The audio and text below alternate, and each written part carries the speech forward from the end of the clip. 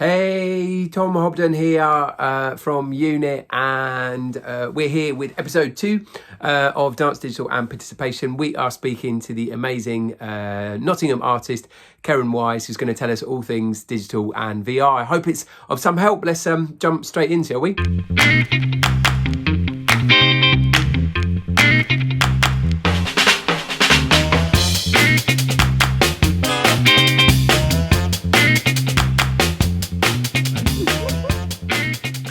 Kerryn, can you just tell us a little bit about yourself and kind of what you're up to at the moment? I can. Hello, everybody. So I'm a digital dance artist and choreographer, and I work, at the moment, I'm working primarily with virtual reality and 360 video technologies and live practice. So I'm looking at how can we integrate these new virtual reality technologies, but rather than just being locked away in the virtual reality headset, how can actually these technologies be integrated into live practice? So I recently just did quite a large scale project in a derelict Georgian building where audiences came on a journey that takes them through kind of virtual reality, and they meet live dancers on that journey. So that's my sort of professional practice. But I also work with digital technologies in a range of learning environments. And those technologies can range from very everyday technologies, like how can you use your smartphone and the apps on your smartphone in creative ways with live performance, all the way up to kind of higher end technologies such as virtual reality. Real. That's great. We were just talking a little bit before this interview, Kerryn, and we were sort of saying just about kind of the digital world and what we thought maybe was kind of coming up. And I just wondered, what were your thoughts on that we could share? Well, I think it's interesting. I mean, I'm kind of VR focused, I suppose, in a way, 360 video. But actually, everybody's talking about VR becoming the next big thing. I mean, they've been saying that for a long time, actually. But I think people are thinking that as kind of galleries and arts venues perhaps have to think about taking their work online, virtual reality is a way for them to obviously use that. But I think there are some issues with that in the sense that that's brilliant. Yeah, I'm so sorry, my daughter just ran in and out. I love it. That will stay in, don't worry. Okay.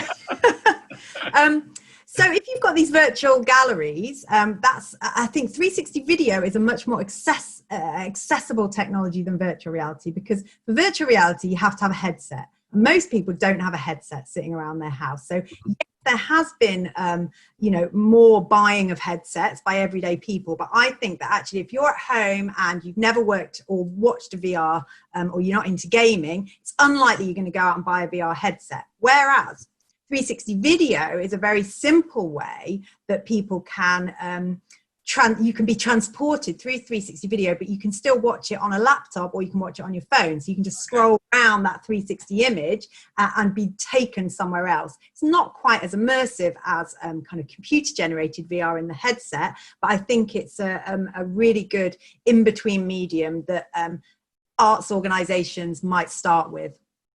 Yeah, and I've been suggesting to people that actually as a piece of kit that you can buy, a 360 camera isn't one of the most expensive, and actually so much of the software now is doing it for you, about stitching it together and putting it together.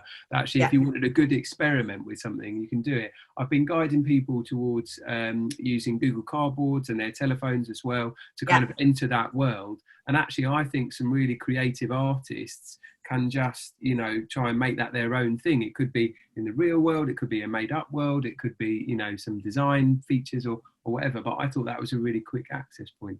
So Kerryn, I'm going to push us on a little bit more and just say, just any kind of like top tips. So we've just landed in the world of digital, we've maybe bought a piece of new tech for the first time. Yeah, what can you suggest to the people watching? Play and experimentation. I mean, that is absolutely the way to get to know a technology and get to know how it works.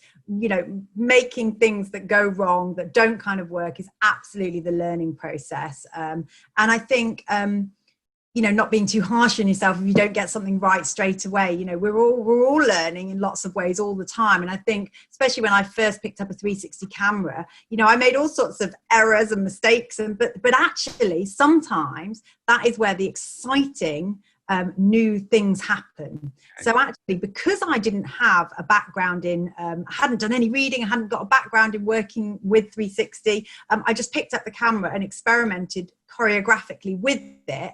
And actually now I've seen that perhaps I've broken some of the rules of what you are and aren't meant to do with this technology, but actually through breaking those rules, I've created some new and exciting work. So absolutely, play and experimentation is my kind of biggest tip.